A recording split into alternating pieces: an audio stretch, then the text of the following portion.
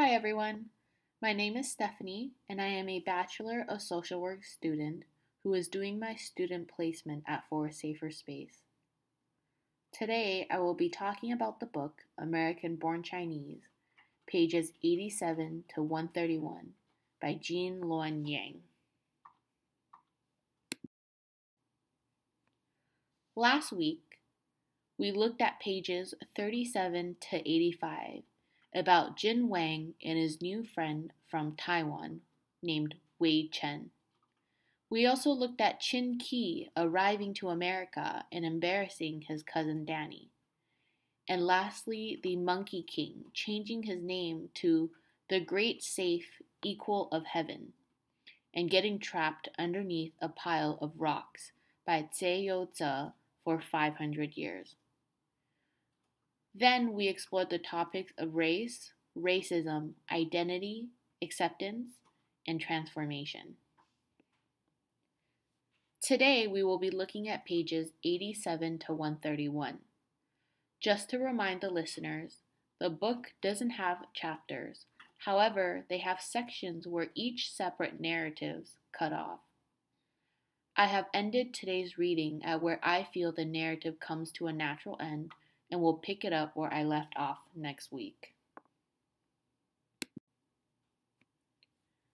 So the story starts off with Jin Wang. He is in 7th grade and develops a crush for Amelia Harris, a white girl in his class.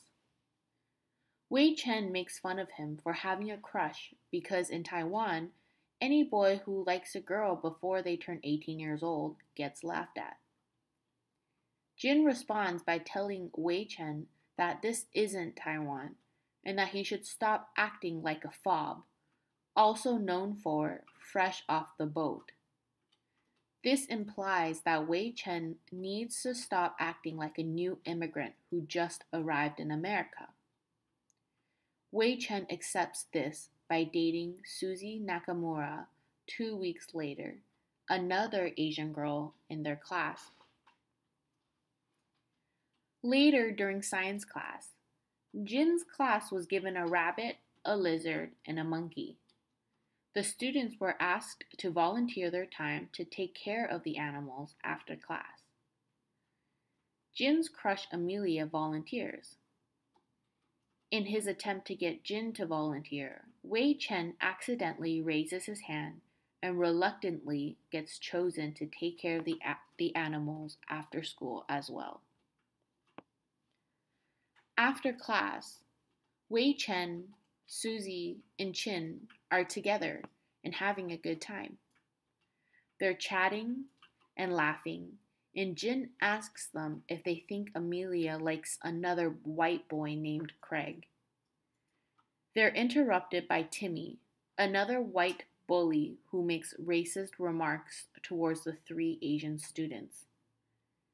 Jin, Wei Chen, and Suzy immediately stop laughing and start feeling shameful. Jin then goes home and gets a perm to copy Greg's curly blonde hair.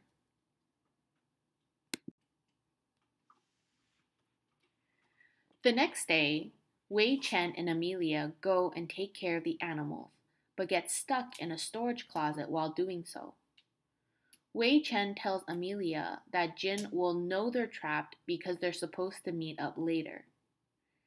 Wei Chen goes on to say how Jin is his best friend and how kind he was to him when he first arrived in America. Wei Chen was scared nobody wanted to be his friend because of how different he was, and although Jin is sometimes embarrassed of Wei Chen's accent, they still became the best of friends. Jin eventually finds them in the supply closet, and Wei Chen tells him to ask Amelia out. He does, and Amelia says yes, leaving Jin feeling warm and fuzzy for the rest of the night. So here we see the themes of racial discrimination and the social pressure to assimilate depicted again when Jin scolds Wei Chen for acting like a fob. Jin's need to fit into the mainstream and dominant culture at his school makes him tell Wei Chen to stop acting like an immigrant. Casual racism is also depicted when Timmy makes racist remarks against Jin, Wei Chen, and Susie, causing them to feel extremely hurt. Lastly, themes of transformation and assimilation is depicted when Jin gets a perm to copy Greg's hairstyle.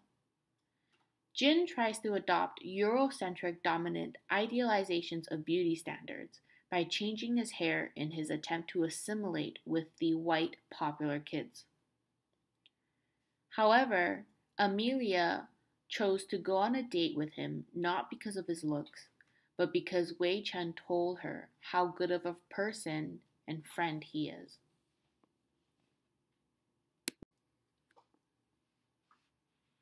The book then turns to Chinki, the ultimate Chinese stereotype that embarrasses his cousin Danny. We see Chinki and Danny together at school, and Chinki displays extreme Chinese stereotypes. He knows all the answers to all the teachers' questions in all of the classes.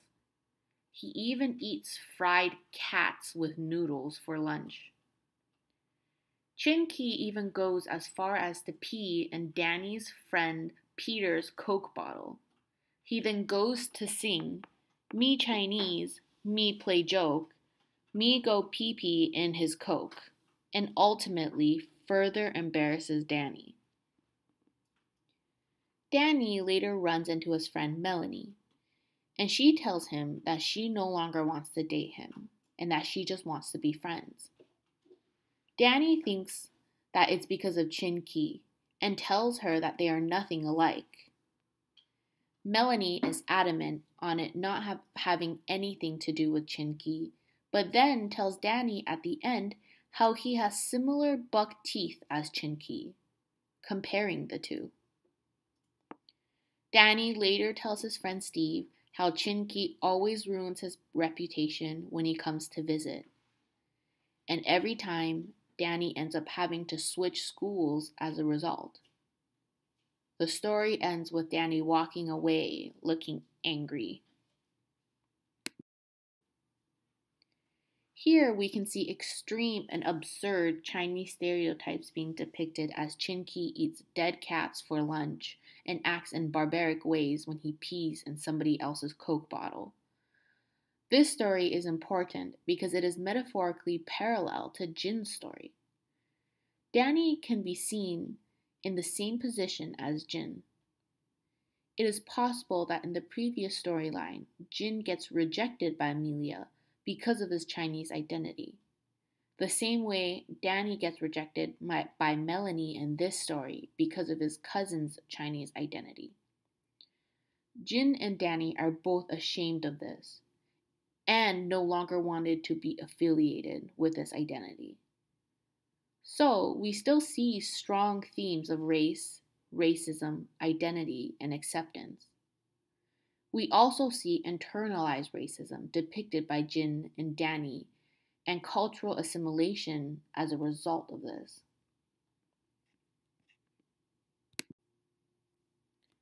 So that's the end of this week. I hope you liked the book so far. Next week, I will cover the next sections from pages 133 to 199. Thanks for listening and stay tuned.